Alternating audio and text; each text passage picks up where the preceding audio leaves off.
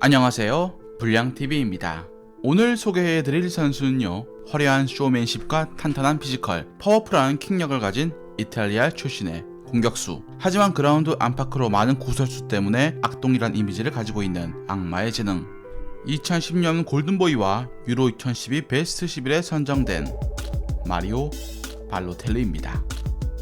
1993년 8월 12일 이탈리아 남부의 섬 시칠리아에서 태어난 발로텔리는 가나 이민자 출신의 아기였고, 출생 당시 그의 이름은 발로텔리가 아닌 바루와였습니다. 부모가 부양할 능력이 부족해 3살 때 무렵 이탈리아인 본부에게 입양되었습니다. 어린 발로텔리는 유아기 시절 장이 좋지 않아 여러 차례 병치레를 할 만큼 병약했습니다. 입양을 한 이탈리아 부모님의 이름이 프란체스코 발로텔리였기 때문에 성을 그대로 물려받게 됩니다. 양아버지 프란체스코와 아내 실비아의 보살핌 속에 축구선수의 꿈을 키워나간 발로텔리였지만 백인 이웃들 사이에서 생활은 순탄치 못했습니다. 피부색이 다르다며 놀림을 받는 건 일쑤였고, 점점 축구선수로 성장을 한 이후에도 크게 달라지지 않았습니다. 11살이 되자 그는 지역 축구팀이던 루마잔의 유스팀에 입단을 하면서 체계적인 교육을 받기 시작합니다. 당시 3부 리그에 있던 루마자네의 감독 살비오니는 발로텔리의 재능을 발견했고 15살에 발로텔리를 성인팀으로 올려보냅니다. 이후 데뷔전은 2006년 4월 2일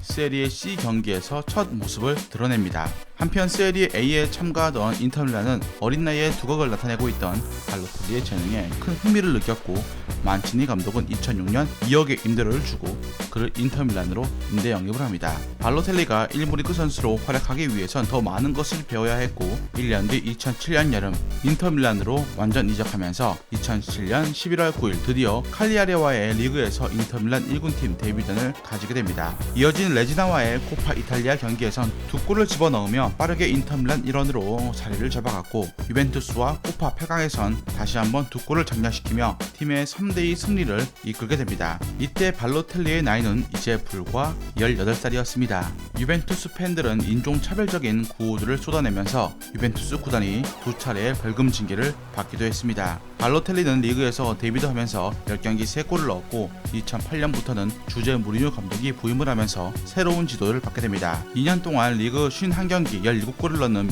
활약을 펼쳐 미래의 특급 유망주로 이름을 떨치기 시작합니다. 하지만 이때부터 발로텔리의 악동 기질이 드러납니다. 그라운드 안팎에서 보여주는 어려운 문제들과 성숙하지 못한 모습으로 무리뉴 감독의 인내력을 테스트합니다. 결국 무리뉴 감독은 1군팀에서 발로텔리를 제외시키면서 피구 자네티, 코르도바보다 적은 훈련 시간을 투자하는 발로텔리를 비난을 합니다. 무리뉴와 발로텔리의 껄끄러운 관계는 2010년까지 계속되었죠. 2009년엔 발로텔리가 유벤투스전에서 헐리우드 액션을 취하며 그라운드에 쓰러졌고, 유벤투스의 미친 개 필리페 멜로가 퇴장을 당합니다. 이 일로 인해서 모더와 부폰이 서로 언쟁을 하면서 싸우기까지 합니다. 2010년 첼시와의 챔피언스 리그에서 무리뉴가 발로텔리를 라인업에서 빼버리자 발로텔리는 지역 라이벌 팀이었던 AC 밀란의 저지를 들고 응원을 하면서 더욱 무리뉴 감독을 자극을 합니다. 2010년 4월 20일 바르셀로나와 챔스 준결승에서 팀이 승리했음에도 유니폼을 집어던지는 발로텔리로 인해서 클럽 팬들 그리고 동료들과의 갈등은 절정으로 치닫기 이릅니다.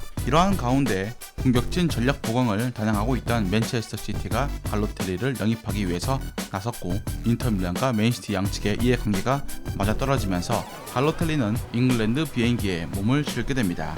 파란만장한 축구 인생사를 사는 발로텔리였지만 이때까지도 이제 그는 20살도 안 된 어린 선수였습니다. 2010년 유럽 최고의 유망주에게 주어지는 골든보이상을 수상을 한 발로텔리는 408억이라는 거액으로 맨시티로 둥지를 옮깁니다. 예전 인터밀란에서 인연을 맺은 만치니와 다시 만났고, 이적 한 달 만에 유로파리그에서 맨시티 데뷔골을 기록합니다. 이어 아스톤빌라전에서 처음으로 헤드트릭을 기록하는가 하면 2011년 5월에 있었던 FA컵 결승에선 MOM에 선정될 만큼 빼어난 활약을 펼칩니다. 이런 활약 속에 팀은 1대0으로 승리하며 35년 만에 우승컵을 안게 되었죠. 2011-2012 시즌 꾸준한 득점 속에 꾸준한 징계가 함께했던 발로텔리는 토트넘전에서 스코파크를 밟아 4경기 출장 정지를 받습니다. 썬더랜드전에서도 2골 넣는 맹활약과 함께 동료 콜라루프와 프리킥을 차겠다는 언쟁을 펼치기도 합니다.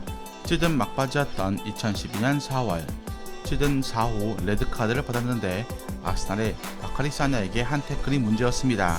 만치니 감독의 인내심은 결국 잃어버렸고 시즌이 끝나면 해야겠다고 인터뷰를 하기도 했죠.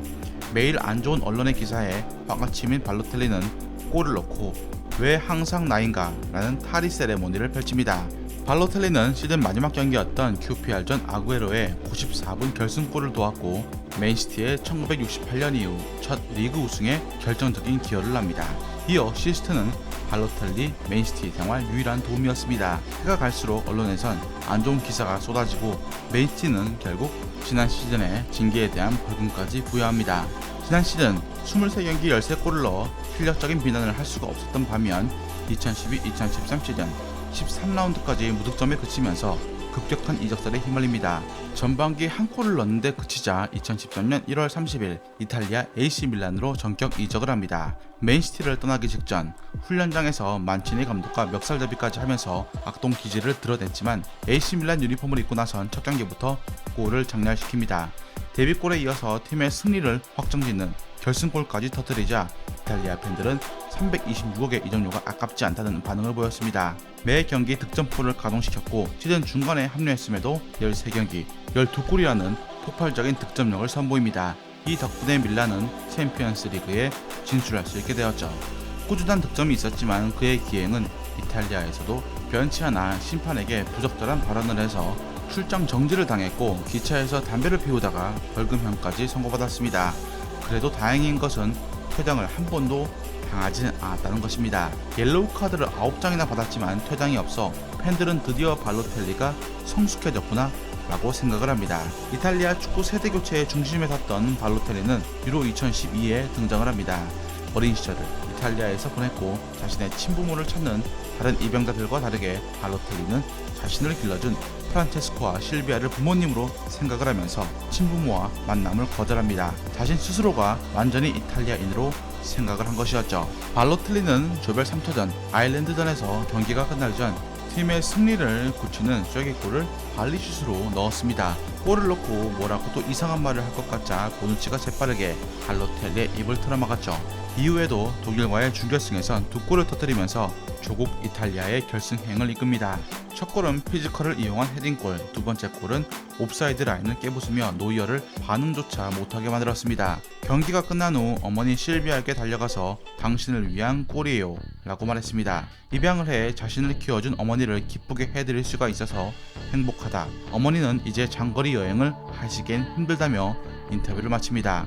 비록 결승에서 스페인을 만나서 축구 못할 것 같이 생긴 얼간이 3명에게 완벽히 털렸지만 이탈리아 축구의 큰 수확이 바로 발로텔리였습니다. 엘샤라위가 무너진 AC 밀란이었지만 발로텔리가 밀란을 살리는 에이스가 되어서 11경기 6골을 폭발시킵니다. 게다가 동료들과 잘 어울렸고 경력까지의 대사람이 되었죠. 개인으론 세리에 A 리그 베이스 11에 선정되는 명예까지 누립니다. 그러나 암흑기에 들어선 밀란은 리그 8위를 마크하며 완전히 몰락해버렸고 발로텔리는 수아레즈가 떠난 리버풀에 관심을 받습니다. 그리고 그의 이적료는 270억. 악동 이미지가 강한 선수지만 재능을 믿었고 안전장치로 주급을 50%나 삭감을 시킵니다.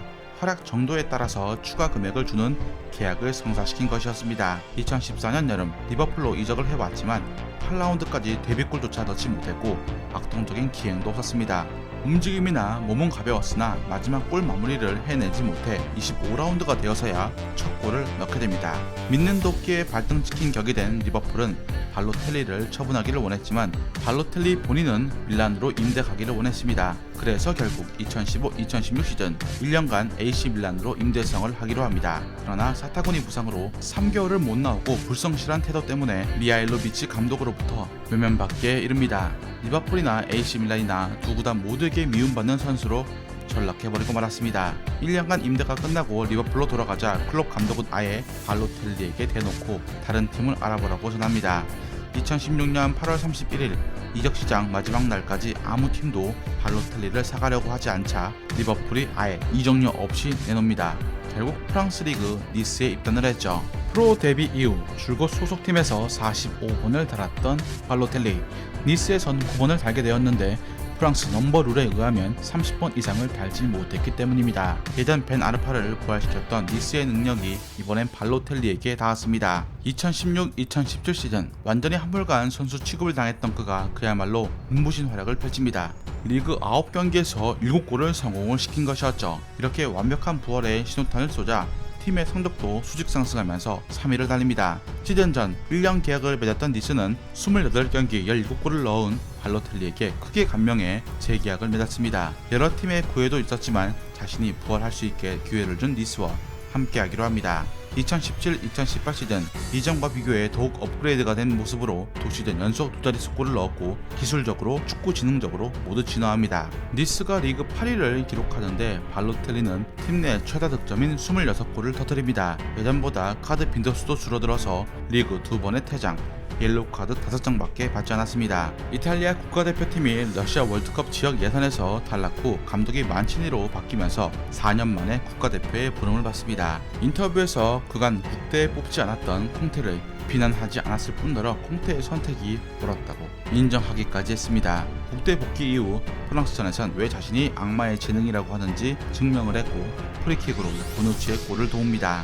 4년 만에 국대에 돌아왔음에도 여전히 이탈리아 현역 A매치 최다 득점 보유자, 그만큼 공격수 기근을 겪고 있는 이탈리아에겐 발로텔리의 존재감은 큰 편이고 기록으로 보아도 90분당 0.69골을 자랑하고 있습니다. 이탈리아가 가장 내세울 수 있는 공격수이고 최근 2016년부터 갱생을 통해서 적극적인 몸싸움과 연계, 오프더풀 움직임들이 많이 개선되었습니다. 나이가 들어갈수록 철이 들어간다고 하는 악동 마리오 발로텔리. 2019년 1월 마르세유로 자유 이적 후 악마의 재능을 선보이며 반 시즌 동안 12경기 8골을 기록합니다. 그러나 마르세유는 발로텔리와 결별을 선택할 수밖에 없는 상황에 놓입니다. 챔스 진출에 실패하면서 임금 예산 삭감이 그 이유였습니다. 마리오 발로텔리는 긴 외지 생활을 청산을 하고 8년 만에 고국 이탈리아로 돌아왔으며 계약한 팀은 1부 리그 승격팀 브레시아.